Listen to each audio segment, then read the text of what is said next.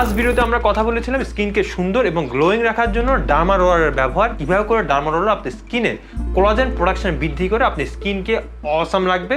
তবে আজকে আমরা জানবো কোন কোন কারণে আপনার ভুলেও ডার্মারোলার ইউজ করা উচিত না, কোন কোন কন্ডিশন হলে আপনার ডার্মারোলার কমপ্লিটলি অ্যাভয়েড করা উচিত। বেসিক্যালি ডার্মারোলারকে ধরা হয় safe for all kind of skin types. তবে আপনার স্কিনে যদি অ্যাক্টিভ অ্যালার্জি বা অ্যাক্টিভ ইনফেকশন থাকে তাহলে আপনার ডার্মারোলারটা অবশ্যই অ্যাভয়েড করা উচিত, যেহেতু ডার্মারোলার মাইক্রো নিডলের মাধ্যমে আপনি স্কিনে ছোট ছোট ক্ষত সৃষ্টি করে এবং কোলাজেন প্রোডাকশন বাড়ায়। এই ক্ষততে কিন্তু আপনার ইনফেকশন আরও অনেক বেশি বেড়ে যেতে পারে।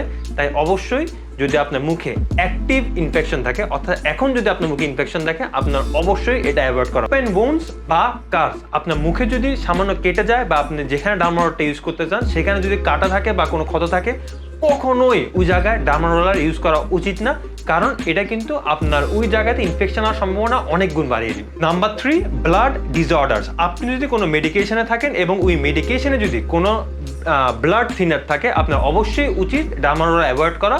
যদি ওই মুহূর্তে আপনি যদি ডার্মারোলার ইউজ করেন তাহলে আপনার স্কিন থেকে অনেক বেশি ব্লিডিং হবে বা ব্রুশিং হতে পারে।